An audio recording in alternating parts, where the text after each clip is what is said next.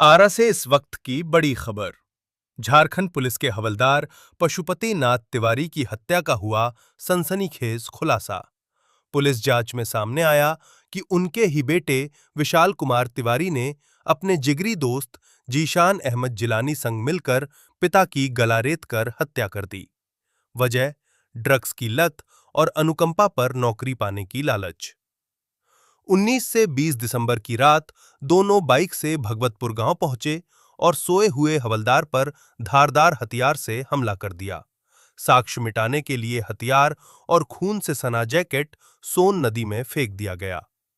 तकनीकी जांच और सीडीआर विश्लेषण से पुलिस ने दोनों को हजारीबाग से गिरफ्तार कर लिया। पूछताछ में दोनों ने जुर्म कबूल कर लिया। एसडीपीओ रंजीत कुमार सिंह ने बताया कि हत्या की साजिश 2 साल से चल रही थी। अब पत्नी की भूमिका की भी जांच हो रही है। आरा भोजपुर से आकाश राज की रिपोर्ट।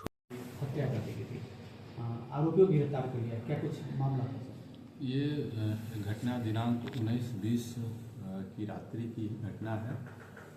20 तारीख को सुबह लगभग 5 बजे के आसपास थाना को सूचना मिली कि एक व्यक्ति जो पशुपति नाथ तिवारी हैं और चालक हवलदार के पद पर झारखंड पुलिस में ये पोस्टेड हैं, तो इनकी जो है गला रेत कर हत्या भगवतपुर में कर दी गई है, इनके घर में ही। उस समय घर में ये थे और इनकी पत्नी थी घर में।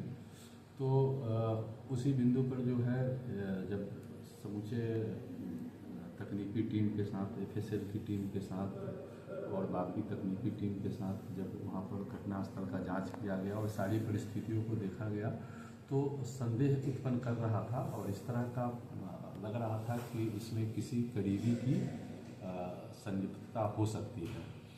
तो सभी बिंदुओं पर जांच चल रही थी। जांच के क्रम में जो है ये सबसे पहले जो है जो एक लड़के का जो है नाम आया, जो हजारीबाग का रहने वाला था। उसका नाम जीशान मोहम्मद जीशान अहमद जिलानी था।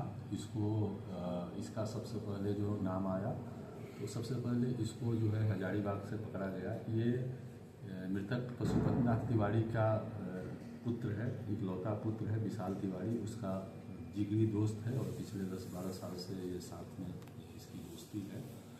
तो सबसे पहले इनकी गिरफ्तारी हजारीबाग से की गई और जब तकनीकी आधार पर जब पूरा विश्लेषण किया गया, तो फिर पता चला कि इसमें जो है इनके पुत्र और जीशान अली दोनों मिलकर अपने पिता की हत्या, चूँकि ये जनवरी 26 में जस्ट 1 महीना बाद ये रिटायर होने वाले थे, तो नौकरी के लिए और रिटायरमेंट के पैसे के लिए पूरे हत्या की साजिश रची गई थी।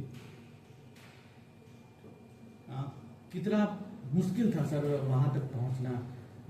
हजारीबाग से फिर दोस्त के आधार पर पुलिस को सफलता मिली। शुरू में तो काफ़ी घटनास्थल पर जाने के बाद और मृतक को देखने के बाद वो दिल दहलाने वाली घटना थी। जिस तरह से गला रेता गया था, विश्वास नहीं हो रहा था कि कोई अपना आदमी भी इस तरह की घटना कर सकता है। लेकिन जब लोगों से बातचीत की गई और जब सभी स्थितियों को देखा गया, उनके घटना के क्रम में गला रेतने के साथ साथ उनके अंगूठे का निशान, अंगूठे को भी काटा गया था, अंगूठा और दूसरी दाहिना अंगुली को भी काटा गया था, जिससे ये भी शक हो रहा था कि ये एक ज़मीन की 2 बीघा 4 कट्ठा ज़मीन की ये रजिस्ट्री कराए थे और उस रजिस्ट्री से जो ये रिटायरमेंट के बाद का जो सारा पैसा था वो उससे गांव में ज़मीन खरीदने वाले थे। तो उससे भी हम लोग कोऑर्डिनेट कर रहे थे कि इससे किसको नफ़ा और नुकसान हो रहा था। जब सभी चीज़ों को जोड़कर देखा गया और अनुसंधान के क्रम में पाया गया, जिसमें पुलिस अधीक्षक महोदय का लगातार उसमें निर्देश मिलता रहा और पाया गया कि इसमें बहुत नज़दीकी लोगों का संबंध है इस घटना से। और जब इसमें जो एक अभियुक्त की गिरफ्तारी, चूँकि हम लोग सीधे किसी अपने परिजन को जो है पूछताछ नहीं कर सकते थे, तो हम लोग जो भी CDR और बाकी जो तकनीकी हमारे पास साक्ष्य था उसका जब विश्लेषण किया गया तो सबसे पहले हम लोग जीशान को उठाए और उसके से जब पूछताछ की गई तो उसके बाद सारी बात स्पष्ट हो गई। उसके बाद विशाल को अरेस्ट किया गया।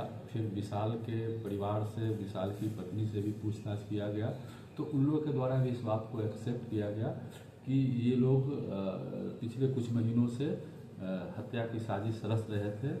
यहाँ तक कि विशाल की पत्नी का कहना है कि वो उसको जब इसकी जानकारी हुई कि इसके पति, चूँकि इसके पति जो है वो ड्रग्स भी लेते हैं, ब्राउन शुगर के आदी हैं, तो जब इसकी बात इसकी पत्नी को पता चली तो इसकी पत्नी 2-3 बार जो है अपने ससुर को, मृतक पशुपतिनाथ तिवारी को आगाह भी की थी कि पापा आप थोड़ा सतर्क रहिएगा, लेकिन ये इस बात को इग्नोर कर दिए, बोले कि ठीक है तुम चुप रहो, हम देख लेंगे। और लोगों को पत्नी नाम की भी संगठन है कैसे?